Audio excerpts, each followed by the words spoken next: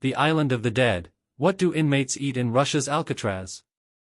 Somewhere in the middle of a frozen lake, surrounded by water so cold it kills within minutes, there is an island that most Russians have never seen with their own eyes, and the ones who have, never speak about it. No bridges connect it to the mainland. No ferries run on a public schedule. The only way in is by a boat controlled entirely by the state, and the only way most men leave is in a box. This is Kresty Two. Or as the inmates who survive long enough to whisper call it, the island of the dead. It is not just a prison. It is a philosophy. A government's answer to a very specific question: what do you do with the men so dangerous, so irredeemable, so completely outside the boundaries of human society, that even other criminals fear them? Russia's answer was simple. You put them somewhere the world cannot see them. You surround them with water. And then, you watch what happens. But here is the question nobody ever asks. The question that unlocks everything about this place. What do these men eat? Because the answer, when you truly understand it, reveals something far darker than you are ready for. Stay with me.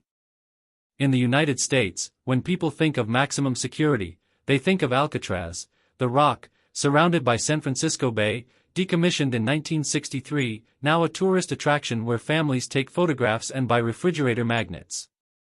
Russia looked at that concept and decided it was not nearly enough. Kresty Two, officially known as Federal Penitentiary No. 6, sits on an island in Lake Ladoga, the largest lake in all of Europe.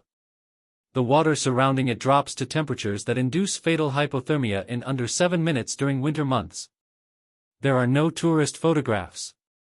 There are no refrigerator magnets. There is no decommissioning date on the horizon. The facility was purpose-built for one category of prisoner, those serving life sentences for crimes so severe that Russia's justice system determined they could never, under any legal framework, walk free again. Serial killers. Terrorists. Men who carried out attacks that collapsed buildings and erased families in seconds. Men who murdered other prisoners while already serving murder sentences. These are not men who made mistakes. These are men the state has medically, legally, and psychologically classified as permanently beyond rehabilitation. And every single morning, at exactly the same time, a tray slides through a slot in a steel door. On it, food. And in that food, if you know what you are looking for, is the entire hidden language of this place. Here is what that tray contains, and here is why it matters more than you think. The daily food allocation for a life-sentenced inmate at Kresty Two is calculated not by a chef, not by a nutritionist in any traditional sense, but by a government document, Federal Penitentiary Regulation No. 112, a document that treats the human body as a machine requiring minimum operational fuel, nothing more. Breakfast, thin kasha, a buckwheat porridge, with no sugar, no salt added at the table, and a piece of black bread roughly the size of a man's fist.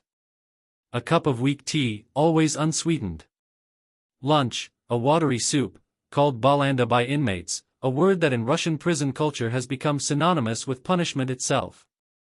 Occasionally, a small portion of boiled fish or fatty pork mixed with cabbage. Dinner, a repeat variation of breakfast. Sometimes the same kasha. Sometimes nothing but bread and tea again. No seasoning chosen by the prisoner. No variation requested. No second portions. Now pause on that for a moment. Because what you are actually looking at is not a meal plan. You are looking at a control system. A psychological architecture built around the act of eating, one of the last truly human experiences these men are permitted to have. And the men inside know it. Every single one of them. This channel covers the stories most people never hear. If that matters to you, subscribe and hit the bell. Because what comes next goes much deeper than the food. If you're new here, this channel goes to the places most true crime channels never reach. Subscribe and hit the notification bell. We cover the stories buried beneath the stories. And trust me, you are going to want to see where this one goes. Who is this place? To understand what Kresty Two is, you must first understand what Kresty was, because in Russia, nothing is built without the weight of its predecessor pressing down on every stone. The original Kresty prison, whose name translates simply and chillingly to the crosses, was constructed in St. Petersburg in 1892. Its design was deliberately cruciform, two buildings crossing each other in the shape of a cross, visible from above like a mark pressed into the earth by something much larger than any one government. For over a century, Kresty held some of the most significant prisoners in Russian history. During the Stalin purges of the 1930s, its cells, designed for fewer than 2,000 inmates, held upward of 10,000 human beings simultaneously. Men slept in shifts. 3 prisoners to one narrow cot, rotating in 8-hour intervals. The poet Anna Akhmatova stood outside its gates for 17 months, waiting to pass a letter to her arrested son. She later wrote that a woman behind her in line leaned close and whispered, "Can you describe this?" And Akhmatova said yes. She could. And she did. In verse that survived when almost nothing else did. That building still stands in St. Petersburg today. It is a museum now. But its philosophy, the idea that isolation and deprivation administered with bureaucratic precision constitutes justice, that philosophy did not go into any museum. It evolved. It modernized. It moved to an island. Life before the island. The men who arrive at Kresty Two do not arrive suddenly.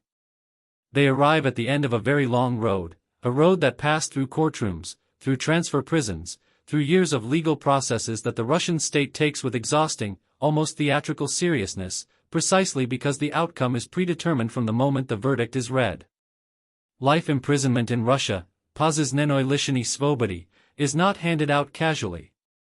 Under Russian federal law, it can only be applied in a narrow range of offenses: premeditated murder under aggravating circumstances, terrorism resulting in death, treason in wartime, drug trafficking at a scale that suggests organized criminal enterprise, and a small number of crimes against the state so sensitive they are classified before they reach public record. The men who receive this sentence are typically transferred through a series of increasingly restrictive facilities before reaching their final destination. First a regional detention center. Then a standard penal colony. Then a strict regime facility. And finally, for those deemed most dangerous or most high-profile, a special regime institution. Kresty Two sits at the very end of that pipeline. By the time a man's boots touch the dock of that island and he looks back at the retreating boat, the last moving thing he may ever see connected to the outside world, he has already had years to understand what is happening to him. Understanding it, though, does not make it survivable. Not psychologically. And that is where the real story begins. The architecture of control. Kresty Two was not designed by accident. Every measurement of the facility was deliberate, an architecture of psychological control so sophisticated that its designers consulted behavioral psychologists, criminologists, and security engineers before a single foundation was poured. The island itself functions as the first wall. Water is not simply a barrier, it is a psychological one. The human brain processes the sight of open water surrounding a confined space differently than it processes a concrete wall. A wall suggests something built, something that could theoretically be dismantled. Water suggests nature. Permanence. Indifference. The cells themselves are small, approximately 8 square meters, which is roughly the size of a standard parking space. Inside, a bolted cot, a small desk fixed to the wall, a toilet and sink combination unit, and a narrow window positioned at a precise angle that allows natural light to enter but prevents any meaningful view of the lake outside. The prisoner can see sky. Only sky. The corridors between cell blocks are lined with soundproofing material. Not to protect the inmates from noise, but to prevent any meaningful sound from traveling between cells. Communication between prisoners is not merely discouraged. It is architecturally prevented. Even the color of the walls was selected deliberately, a washed-out institutional green that behavioral researchers in the Soviet era determined produced the lowest levels of emotional stimulation in confined subjects. Every detail tells the same story. This place was not built to punish the body. It was built to dismantle the mind, slowly, methodically, and with the patient confidence of an institution that knows time is on its side. Arrival at the island. The journey to the island begins before dawn. Transfers are conducted in darkness, not for logistical reasons, but by design. A man arriving in the gray pre-dawn light, disoriented by the boat crossing, unable to see the full scope of his surroundings, is a man who cannot form a coherent spatial understanding of where he is. And a man who cannot map his environment cannot plan around it.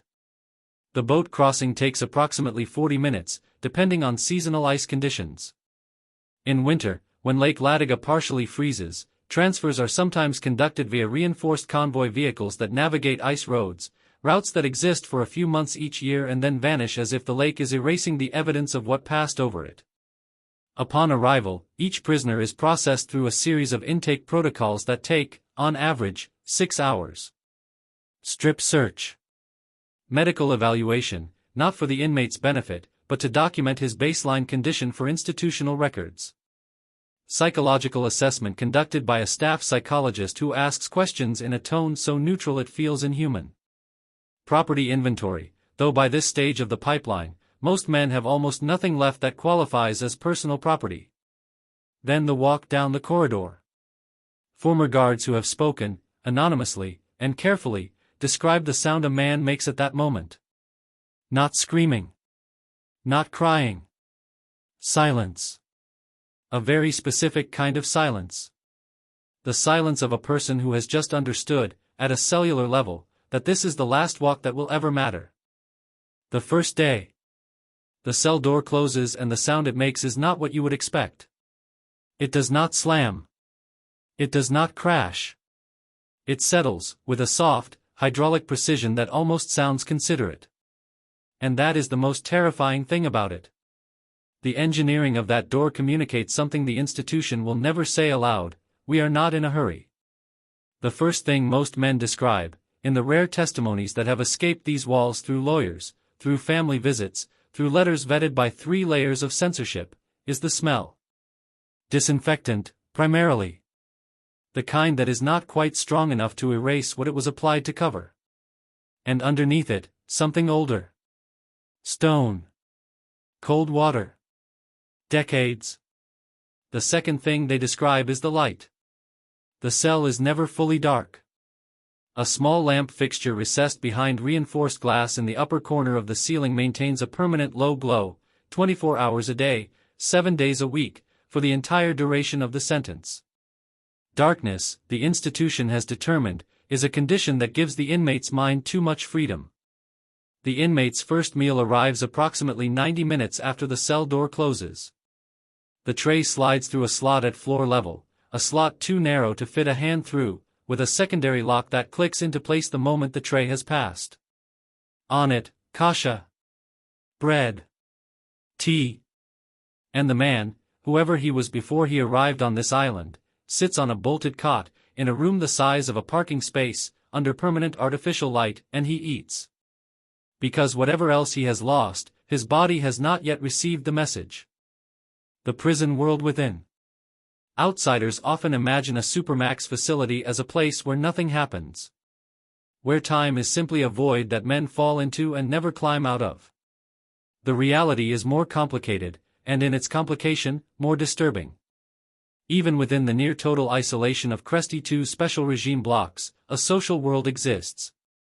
It is invisible to the guards, incomprehensible to outsiders, and operates through channels so subtle they appear, on the surface, as nothing at all. The knock system, stakachi in Russian prison parlance, though that word technically means informant, reflecting how even communication is coded in distrust, is the primary language. Patterns tapped against shared walls or pipes, translated through a cipher that veteran inmates memorize before they ever enter the facility, pass down through the broader prison culture like oral tradition. 2 taps, are you there?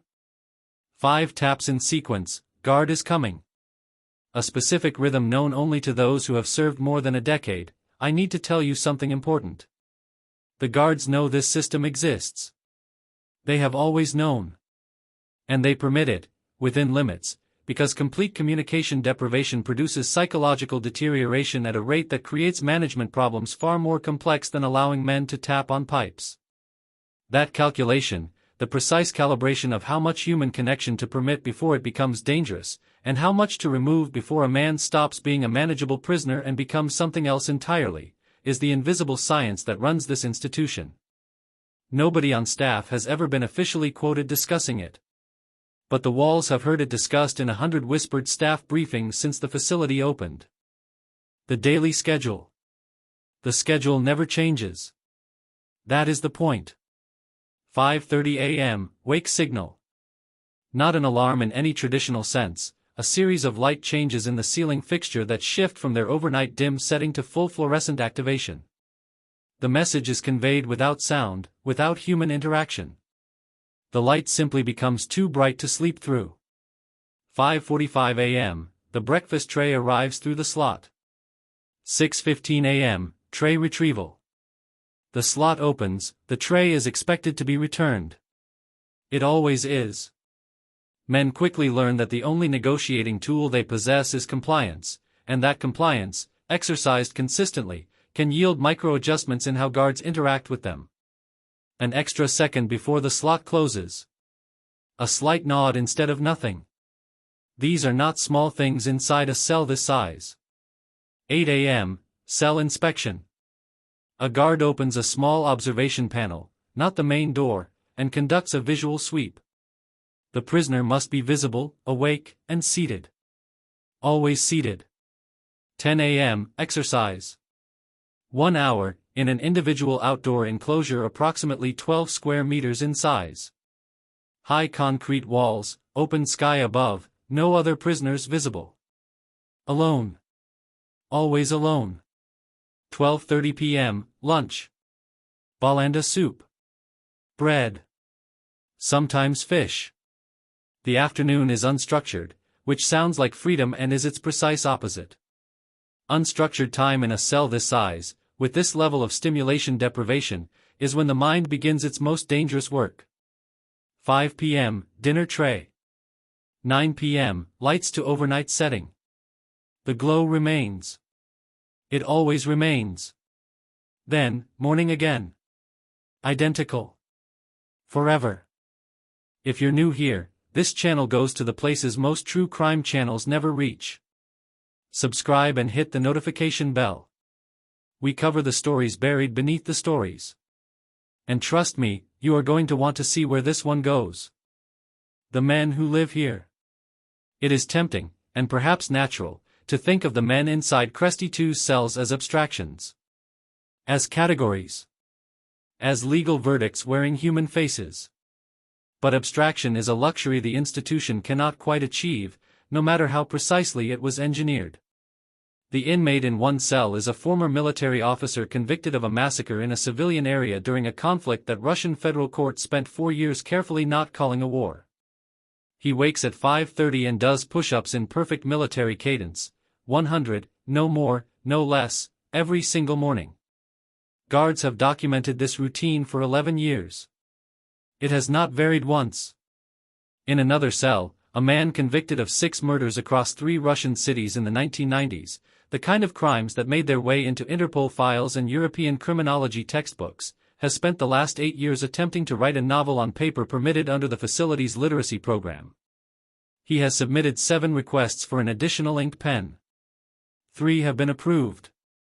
A third, whose name appears in no public record because his conviction was sealed under national security provisions, sits in an end-of-corridor cell that staff informally refer to in a way that has become institutional shorthand for do not engage beyond the minimum. These are not monsters from folklore. They are men who made choices that foreclosed their futures, and who now live inside the consequence of those choices, 8 square meters at a time, under permanent light, eating kasha from a metal tray. And somewhere in that, if you look carefully enough, is a question about all of us. The quiet before.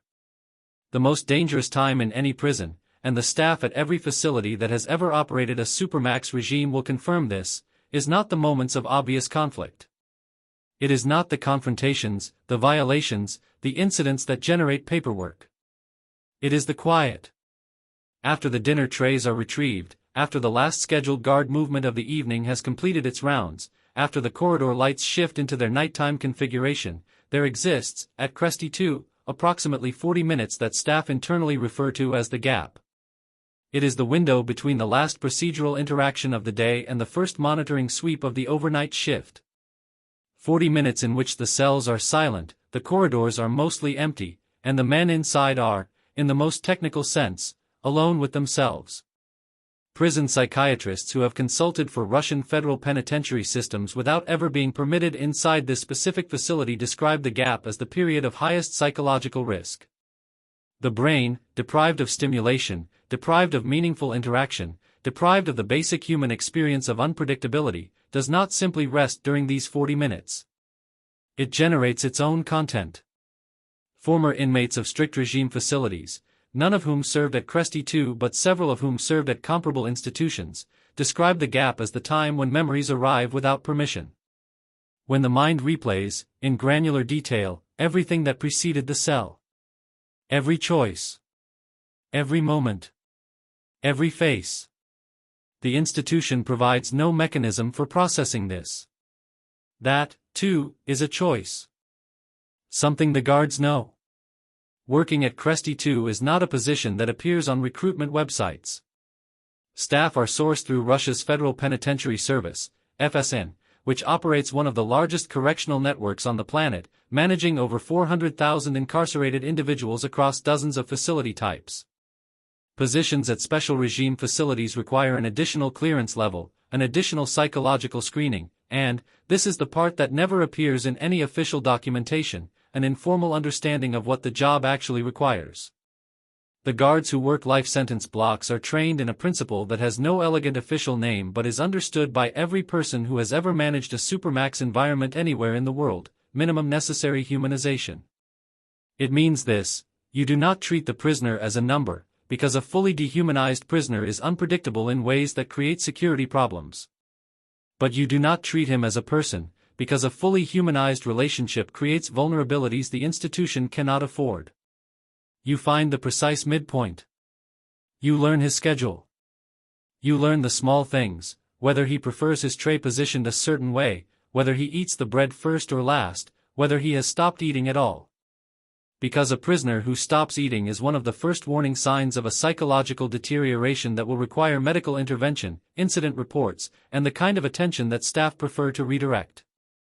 Several guards who have left the service and spoken, carefully, always carefully, described something they did not expect when they took the job.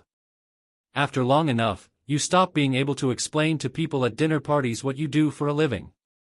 Not because it is violent, but because it is the opposite. The hidden economy of food. Now we return to the tray. Because the food is never just food. In any closed system where traditional currency has been stripped, human beings, with the creativity that appears to be genuinely inextinguishable regardless of circumstance, will locate, identify, and exploit the next available unit of exchange. At Kresty Two, that unit is the meal itself. Not in the transactional way that characterizes food economies in general population prisons, where cigarettes and commissary items move through an informal market. The isolation prevents that kind of commerce. But within the individual cell, the relationship a man develops with his food becomes one of the few remaining domains over which he exercises any meaningful choice. To eat everything on the tray, compliance. Baseline functionality. To leave a portion deliberately uneaten and position it precisely at the front of the return tray, a message, in some documented cases, a form of passive protest communicated to guards who, over months and years, have learned to read these signals. To refuse the tray entirely, the most serious communication of all. A refusal that triggers a mandatory medical review within 24 hours, that generates documentation, that forces the institution to acknowledge the prisoner's existence in a formal, recorded way. This is not strategy in the cinematic sense. There is no grand plan. But in a world where every other variable has been removed, the tray becomes a canvas. A man who has lost his name to a case number, his freedom to a court verdict, his future to a federal regulation, still decides, every morning, whether to eat the bread or leave it. And in that decision, he remains, however the institution might prefer otherwise, undeniably human. Escalation, the psychological deterioration timeline. The research on prolonged solitary confinement is not ambiguous. It is one of the most consistent bodies of findings in modern psychiatric literature, consistent across countries, across cultures, across the specific details of individual facilities. Within the first year of near-total isolation, most individuals begin exhibiting symptoms that, in a civilian context, would result in immediate psychiatric intervention: heightened anxiety, persistent sleep disruption despite physical exhaustion, hypervigilance to minor sounds, and the beginning of what researchers term perceptual distortions, sensory experiences generated by the brain in response to insufficient external input. In plain language, the mind, starved of real stimulation, begins manufacturing it. By year 3, the majority of long-term isolation inmates demonstrate measurable cognitive changes, specifically in the prefrontal cortex, the region governing rational decision-making, impulse control, and the ability to construct future-oriented thought. The brain physically changes shape in response to the environment it is living in. By year 7, researchers studying comparable supermax facilities in the United States, Spain, and Norway have documented what one clinical psychologist carefully described in a 2019 paper as the dissolution of the biographical self, the gradual erosion of the ability to construct and maintain a coherent personal narrative. In simpler terms, the man begins to lose the memory of who he was. Not the facts. Facts often remain. He can still name his mother. He can still recall the city where he grew up. But the feeling of having been that person, the embodied sense of a continuous life, that begins to fragment. The institution calls this behavioral stabilization. The psychiatrists call it something else. The revelation. Here is what the Russian Federal Penitentiary Service has never officially stated, but what the documentary record, the court testimony of former inmates, and the off-record comments of FSN-adjacent legal professionals converge to suggest. Kresty Two, and facilities operating under the same special regime classification, do not measure success by recidivism rates. They cannot, because their inmates, by legal definition, will never be released to recidivate. They do not measure success by rehabilitation outcomes, because rehabilitation is not listed anywhere in their operational mandate. They measure success by one metric only: continued containment. A living prisoner who remains contained is a successful outcome. A deceased prisoner, from any cause, generates paperwork, external review, and the kind of attention the institution finds inconvenient. And here is where the food becomes something nobody in the official record ever intended it to become. Because the precise caloric calculation of that daily tray, the kasha, the balanda, the bread, the tea, has been independently analyzed by nutritional scientists who obtained the regulatory documents through Freedom of Information adjacent mechanisms in the period before Russia significantly restricted such access. Their finding: the daily caloric provision sits at approximately 1,800 to 2,100 calories. Sufficient for survival. Calibrated, to the decimal, for exactly that, survival and nothing beyond it. Not health. Not vitality. Not the kind of nutritional baseline that supports the prefrontal cortex in continuing to function at even a reduced level of normal human capacity. Survival. The minimum operational fuel. Every single day. For the rest of a man's life. Fallout, what the body records.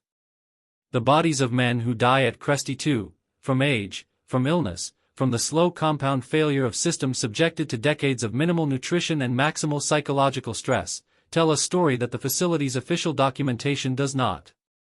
Forensic pathologists who have reviewed post-mortem records from comparable Russian special regime facilities, available partially through European Court of Human Rights proceedings before Russia's withdrawal from the Council of Europe in 2022, describe a consistent physical profile. Severe muscle atrophy inconsistent with simple aging. Bone density loss at accelerated rates. Specific organ deterioration, particularly liver and kidney function, associated with the kind of prolonged low-grade nutritional deficiency that does not manifest dramatically enough to trigger emergency medical intervention but accumulates over years with the patient arithmetic of compound interest. Cardiovascular deterioration. Neurological markers consistent with chronic stress exposure beginning in early incarceration and compounding across decades. These are not the bodies of men who were beaten. They are not the bodies of men who suffered acutely visible abuse. They are the bodies of men who were maintained, precisely, deliberately, with technical proficiency, just above the threshold where the institution would have had to intervene. One European human rights legal observer, reviewing a subset of these records as part of a broader investigation into Russian penitentiary conditions, wrote in an internal memo, later partially published by a human rights organization, that the pattern she observed was consistent with a policy of managed physical deterioration operating below the threshold of legal culpability. She was not permitted to publish her full findings. The cover that wasn't quite a cover. The Russian Federal Penitentiary Service has, over the years of Kresty Two's operation, issued a moderate number of public statements about conditions in its special regime facilities. They are, as institutional communications go, models of careful construction. They acknowledge that conditions are strict. They frame this strictness as a response to the severity of the crimes that brought inmates to these facilities, a framing that is, in isolation, entirely logical and difficult to argue against publicly without appearing to advocate for the comfort of convicted mass murderers. They reference compliance with international humanitarian standards in language precise enough to be technically defensible and vague enough to obscure what those standards actually require and whether they are being met. They do not discuss the caloric calculations. They do not discuss the psychological timeline. They do not discuss the architectural decisions, the permanent light, the soundproofing, the angled windows. These details appear in technical regulatory documents that exist in a bureaucratic space most journalists and human rights observers never navigate far enough to locate. The facility itself has never been toured by an independent international observer. This is not unusual for Russian federal special regime institutions. They are explicitly exempt from most international inspection frameworks under national security provisions that the state invokes without detailed explanation. What this creates is a space, architectural, legal, informational, in which a very specific kind of treatment of human beings can occur with institutional legitimacy, technical defensibility, and near-total invisibility. The walls of the island are made of water and paperwork in roughly equal measure. The voices that escaped. The information that exists about Kresty Two did not arrive easily.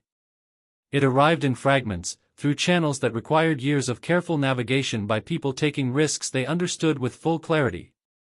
Human rights lawyers who represent life-sentenced inmates in Russian federal facilities, a practice that exists in a legal gray area that has narrowed significantly since 2022, describe the process of obtaining client communication as one that involves multiple layers of censorship, months of delays, and the constant awareness that every letter, every legal brief, every medical record request is being reviewed by at least two institutional gatekeepers before it reaches them.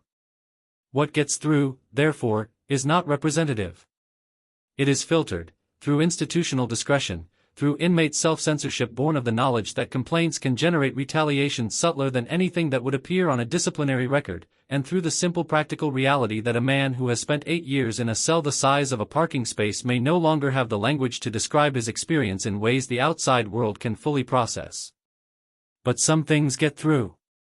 Specific details accumulate. An inmate's letter describing the angle of his window. Another describing the precise sound of the slot mechanism on the food tray, a sound he has heard 14,000 times and has memorized the way other men memorize music. A third, in a brief legal deposition taken for European court proceedings before Russia's withdrawal, describing the experience of eating the morning kasha after 7 years and suddenly being unable to remember whether he had always been someone who ate alone. "I think," he said, "that I used to eat at a table with other people. But I cannot be certain anymore." The world outside responds. Before March 2022, Russia was a signatory to the European Convention on Human Rights and subject to the jurisdiction of the European Court of Human Rights in Strasbourg, a court that had, over the preceding 3 decades, issued more adverse rulings against Russia than against any other member state. A significant subset of those rulings involved prison conditions. Overcrowding in pretrial detention facilities. Inadequate medical care in penal colonies. The use of isolation as informal punishment rather than formal disciplinary procedure.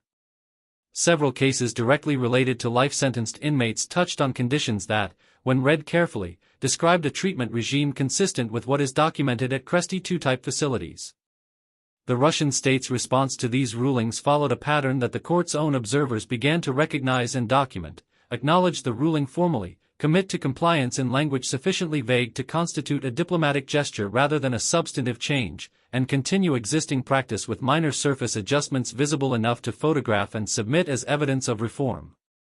When Russia was expelled from the Council of Europe in 2022 and formally ceased its relationship with the ECHR, there was a period in which international human rights lawyers described experiencing something they compared to a door closing. Not because the abuses had been effectively addressed while the door was open, but because the door, however imperfect, had provided a channel. An officially recognized place where the existence of these facilities, and the treatment occurring within them, could be formally named. Now, the primary avenue of international accountability is simply gone. The island remains. The water remains. The trays continue sliding through the slots. We are now in the part of this story that most people never find. If you are still here, you understand why this channel exists. Subscribe if you haven't. Drop a comment. Does what you've just heard change how you think about justice? I read every single one. Let's keep going. What justice looks like from the inside. This is the moment where the story asks something of you. Not of the Russian state. Not of the human rights lawyers or the penitentiary administrators or the guards who have stopped explaining their jobs at dinner parties. Something of you, the person watching this video in a place with windows you can choose to open. The men inside Kresty Two committed acts that this channel will not minimize or reframe as anything other than what they were. Murder. Terrorism. Violence at a scale that tore apart families and communities in ways that do not heal cleanly, if they heal at all. The question this place forces is not whether those men should be free. They should not. The question is whether the methodology of their containment, the permanent light, the 8 square meters, the 1,900 calibrated calories, the architectural prevention of meaningful human contact, the deliberate management of psychological deterioration to the precise edge of legal culpability, constitutes a form of suffering that a society is required to examine, regardless of what the man on the receiving end did to get there. Philosophers of punishment have been arguing this for centuries. Immanuel Kant believed punishment was a matter of justice owed to society, that to fail to punish adequately was to disrespect both the law and the criminal's own rational agency. Jeremy Bentham believed punishment was purely instrumental, justified only insofar as it produced better social outcomes. Neither of them ever stood in a cell the size of a parking space under permanent fluorescent light and ate unsalted buckwheat porridge alone. So perhaps their frameworks require some revision. The breaking point. There is a phenomenon documented in supermax research that has no clinical name universally agreed upon, but which practitioners and researchers describe consistently enough that its reality is not seriously disputed. At some point, and the point differs by individual, differing by psychology, by constitution, by the particular architecture of whatever interior life the man brought with him through the intake process, something changes. Not breaks. Not collapses. Changes. The anxiety decreases. The hypervigilance fades. The internal noise that characterized the early years of isolation, the desperate mental activity of a mind trying to maintain itself against the pressure of the environment, goes quiet. And what remains is not peace. That is the critical distinction that researchers struggle to communicate to people who have not experienced it. What remains is something closer to absence. A state in which the man is present, functioning, compliant, eating his kasha, returning his tray, completing his exercise hour in the small concrete enclosure under the open sky, but in which the interior life that once animated those actions has substantially withdrawn. Guards recognize this stage. They describe it, in the informal language of people who have watched it happen many times, as when a man goes quiet in a way that stays quiet. It is, from an institutional management perspective, the easiest stage to manage. It is, from a human perspective, the most catastrophic thing the institution produces. A man who arrived full of rage, grief, defiance, dangerous and alive with the terrible energy of what he carried, has been processed, by years of precise environmental control, into something that sits still and eats buckwheat porridge without tasting it. The institution calls this stability. The truth that surfaces. Several countries have built facilities similar to Kresty Two. The United States operates ADX Florence in Colorado, the so-called Alcatraz of the Rockies, where inmates include domestic terrorists, cartel leaders, and individuals whose cases are classified at national security level. The conditions are comparable in their architecture of isolation, though the dietary provision and medical standards differ in documented ways.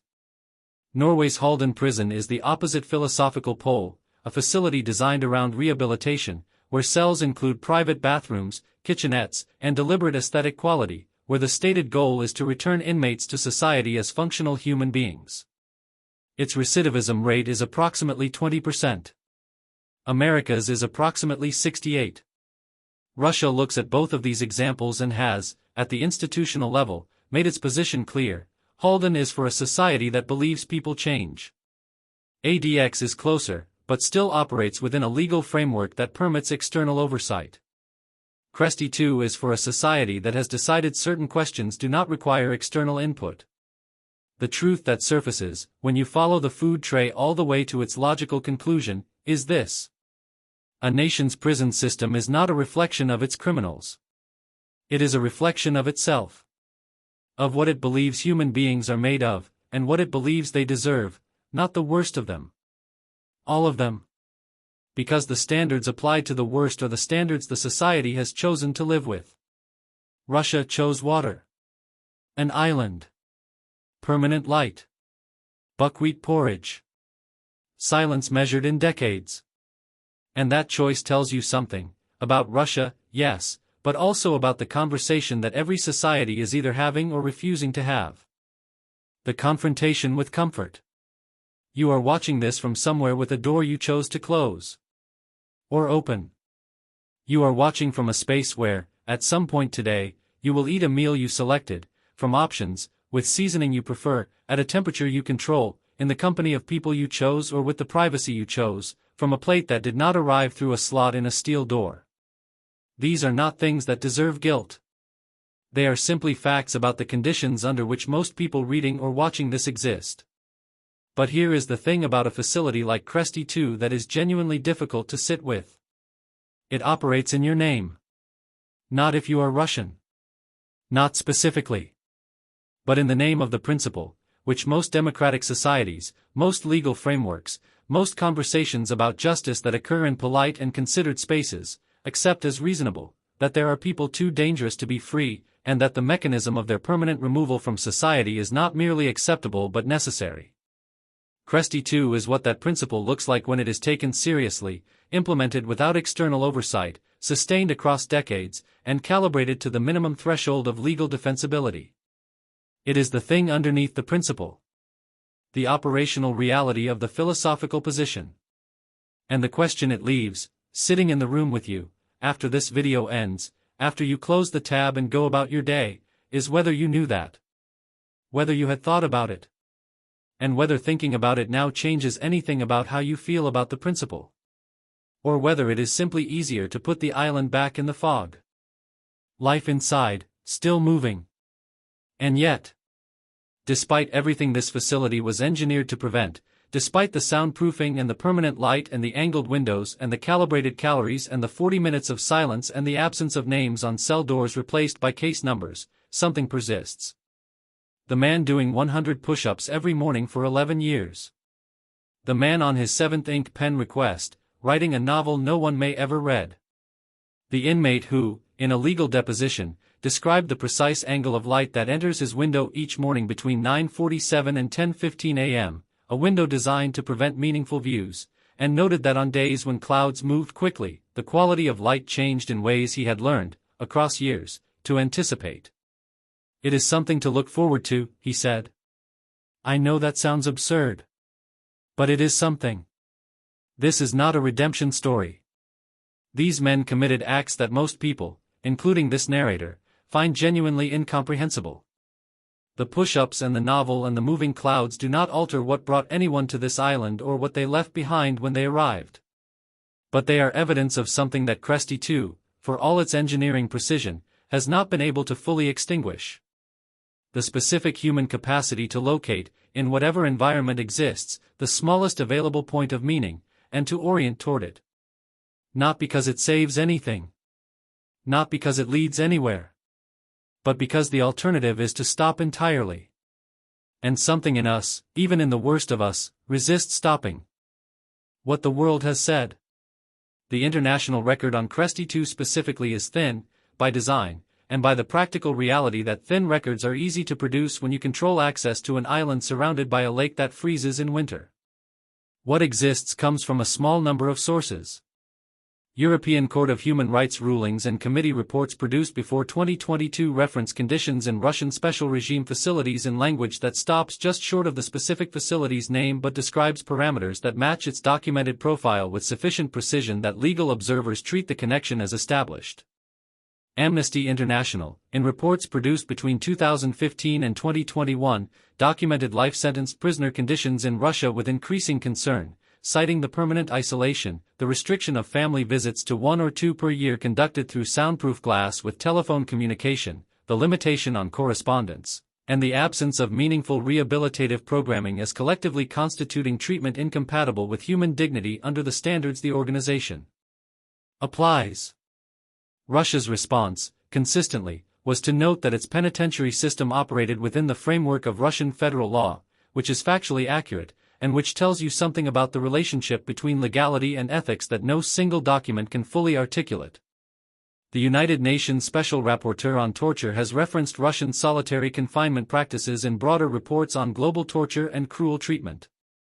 These reports generate diplomatic correspondence, formal responses, committee discussions, and almost no operational change in facilities that have decided the conversation is not theirs to participate in. The island does not read UN reports. The water does not submit comments during the public consultation period. The verdict on justice. Justice, as a concept, is one of the oldest arguments humanity has ever had with itself. And it remains unresolved, not because we haven't tried, but because the question has multiple correct answers depending on which part of it you are asking. Retributive justice, the idea that wrongdoing demands punishment proportionate to the harm caused, and that this balance is owed to the moral order regardless of practical outcome. Under this framework, life imprisonment for mass murder is not merely defensible, it is required. Rehabilitative justice, the idea that punishment must serve the goal of returning individuals to functional participation in society wherever possible, and that suffering imposed beyond that goal is waste at best and cruelty at worst. Under this framework, what happens at Kresty Two over 40 years is difficult to justify against any measurable outcome. Restorative justice, the idea that the primary obligation of a justice system is to the people harmed by crime, that sentences should be structured around repairing, to the extent possible, what was broken. Under this framework, the question of what happens to the perpetrator inside a cell is secondary to what happens to survivors outside one. Deterrent justice, the idea that punishment serves the social function of discouraging future offenses. Life imprisonment in an invisible island facility provides deterrence to exactly the population likely to be deterred by it, which is to say, very little. The food tray, the kasha, the bread, the unsweetened tea, sits at the intersection of all of these frameworks. And it satisfies, in full, precisely none of them. It satisfies the minimum caloric requirement for a human body to continue existing. That is all it was designed to do. Where they are now. Kresty Two is operational today. As of the most recent information available from FSIN administrative disclosures and independent monitoring, the facility holds an undisclosed number of life-sentenced inmates. The specific population count is classified under provisions that cite national security and institutional security concerns simultaneously. The daily routine continues. 5:30 a.m. wake signal. 5:45 a.m. breakfast tray. Exercise hour. Lunch. The gap. Dinner. The permanent light. Some of the men who arrived in the facility's earliest operational years have now been there for over a decade. A small number, by statistical probability, have died, of illness, of the compound deterioration that the medical record suggests the environment produces, of the simple arithmetic of aging in a space designed for containment rather than sustenance in the fullest sense. New men arrive. The boat crosses the lake in darkness. The intake process takes 6 hours. The cell door closes with that hydraulic precision that sounds almost considerate. The novel being written on approved paper is, by now, either finished or has been set aside or continues, page by page, ink pen by approved ink pen, in a cell the size of a parking space under a light that never goes entirely off. Outside, Lake Ladoga freezes in winter and thaws in spring with the complete indifference of geography that has no opinion on human law, human crime, human suffering, or human resilience. The island sits in it regardless. Today, right now, as you watch this, a tray is sliding through a slot. And a man is deciding whether to eat. Final reflection. Solitude, in its voluntary form, is something philosophers and spiritual traditions across every culture have described as a gateway to clarity. The Desert Fathers retreated into the wilderness. Thoreau went to Walden. Contemporary mindfulness practice prescribes small daily doses of silence as medicine for the overstimulated modern mind. What Kresty Two practices is not that solitude. It resembles it architecturally, one person, quiet, enclosed, but it differs in the one variable that changes everything. Choice. Voluntary solitude is the self choosing to be alone with itself. The mind entering its own interior with the freedom to leave. Imposed solitude is the self being placed inside its own interior with the door locked from outside. One is a conversation with yourself. The other is a sentence served inside yourself. And what the men of Kresty Two have, at the end of decades of that sentence, is not wisdom. Not clarity. Not the peace that the voluntary version can produce. They have, if the research is to be believed, if the testimonies that escape through the narrow channels of legal correspondence are to be trusted, something harder to name. A relationship with time so altered it no longer functions the way time functions for the rest of us. A relationship with self so stretched by isolation that the self has become, in some documented cases, genuinely difficult to locate. The island was designed to hold the most dangerous men in Russia. It succeeded. But the question that stays, the question the island was never designed to answer, because it was not designed to answer questions, only to contain them, is what happens to a society that builds such a place and then, carefully, methodically, surrounds it with fog and water and official silence. What does it become, in the keeping of it? This is the kind of story that I think about long after I finish researching it. And I research a lot of them. The food was never just the food. The island was never just an island. And the men inside, whatever they did, whoever they were, are evidence of something the institution never intended to document, that the human capacity to persist is more stubborn than almost any engineered environment designed to exhaust it. Whether that is hopeful or heartbreaking probably depends on where you are standing when you ask the question. If this video made you think, about justice, about isolation, about the distance between a principle and its implementation, then this channel is exactly where you belong. We cover the stories that live underneath the stories. The ones where the real truth takes more than a headline to find. Subscribe if you haven't. It genuinely means everything to this channel. Every subscriber is how we keep making content at this depth rather than making content at the surface. Drop a comment. Tell me what you think justice should look like. I want to know. I read them all. And the next video, I'll just say this, there is a prison that makes Kresty Two look, by comparison, almost comfortable. Stay with me. Subscribe. Hit the bell.